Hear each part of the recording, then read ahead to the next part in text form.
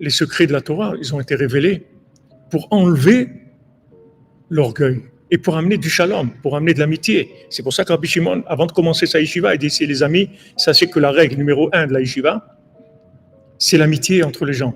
S'il n'y a pas d'amitié ici dans cette yeshiva, il n'y a rien. Il n'y a rien.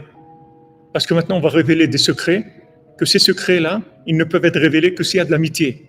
Comme Rabbeinu l'a dit, avant de commencer, il faut qu'il y ait de l'amitié entre vous. Sinon, il n'y a pas de quoi commencer. Sinon, je ne suis pas avec vous. S'il n'y a pas d'amitié entre vous, je ne suis pas avec vous. Alors, s'il n'est pas avec nous, on fait quoi? On va faire de la simulation, on va faire de la clownerie, qu'est-ce qu'on va faire? Tu veux que Rabbi Nachman soit avec nous? Il faut de l'amitié. Et cette amitié-là, elle vient du fait. Pourquoi il y a de l'amitié? Parce qu'on sait qu'on ne comprend rien à ce que Rabbi nous dit.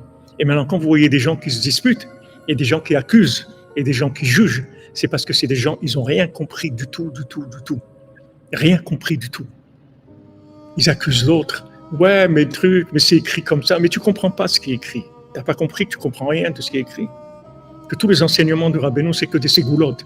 C'est pas pour comprendre. Il n'y a rien à comprendre. Tu ne vas rien comprendre dans les côtés moraux. Tu ne vas rien comprendre dans ce Purimasiot. Tu ne vas rien comprendre dans ce Pyramidot. Tu ne vas rien comprendre du tout. Ce n'est pas fait pour comprendre. C'est surtout fait pour que tu ne comprennes rien. Surtout ça. Pour te montrer que tu ne comprends rien. Et quand tu sais que tu ne comprends rien, tu vas accepter l'autre. Tu veux dire, tiens, peut-être qu'en fait, peut-être il avait raison, l'autre quand même. Peut-être sa façon de voir, elle est bien aussi. Ah, tu te réveilles maintenant, Boker Tov. Bonjour, bienvenue. Comme dans Sipurim Masiot, quand ils disent mais le fou là, mais c'est peut-être lui le jardinier. Ce fou là, c'est peut-être lui le jardinier. Et ils ont vérifié, ben oui, c'était lui. Seulement, ils le voyaient comme un fou. Pourquoi ils le voyaient comme un fou? Parce qu'ils sont arrivés dans la maîtrise de la compréhension.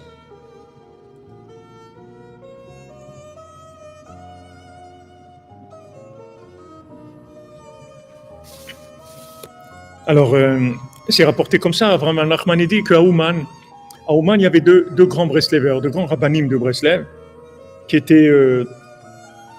se rencontraient, qui se voyaient tous les jours, une fois par semaine, je ne sais pas combien de temps, mais en tout cas, c'est eux qui décidaient un peu de tout ce qui allait se passer, comment on allait faire Rosh Hashanah, comment organiser les choses dans l'année, etc.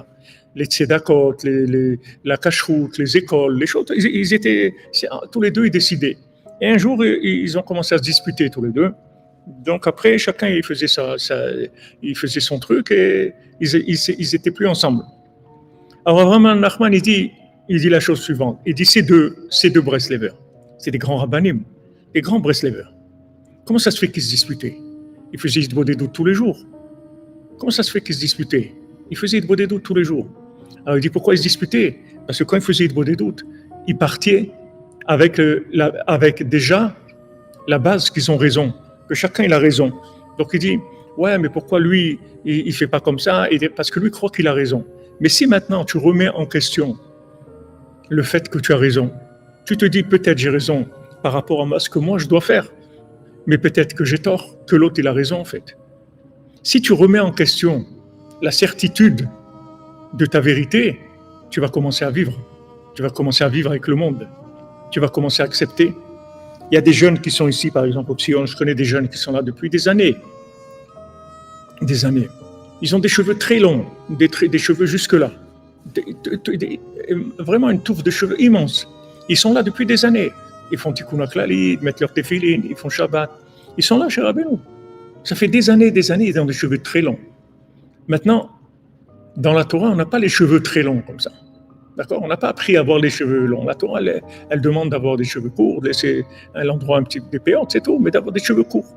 Pas d'avoir des cheveux très longs comme ça. Maintenant, quand vous voyez ça, si maintenant vous pensez que vous avez compris des choses, tout de suite vous allez accuser la personne. Mais pourquoi il a ses cheveux longs comme ça et tout? C'est pas. Mais si maintenant tu sais pas, alors tu sais pas. D'accord? Maintenant, vous allez voir comme quoi, dans la vie, on ne sait rien du tout. Un de ces jeunes-là, qui avait des cheveux très très longs, des cheveux roux, un peu roux comme ça, très longs. Un jour, il est arrivé, et il était complètement rasé. Il n'avait plus ses cheveux. Alors les gens ont commencé à discuter avec lui. Il dit, comment ça se fait? Qu'est-ce qui t'est passé par la tête?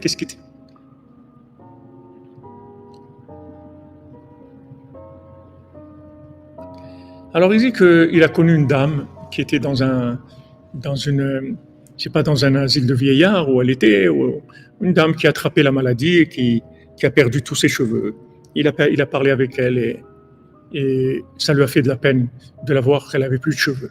Alors il lui a dit, tu sais, je vais me laisser pousser les cheveux très longs et après je te les donnerai et tu pourras les greffer et tu auras des cheveux. Donc maintenant ce jeune-là, il a laissé pousser ses cheveux pour donner ses cheveux à cette dame-là qu'à cause de la chimio, elle avait perdu ses cheveux. Donc vous voyez que vous savez rien dans la vie. Ça c'est un exemple.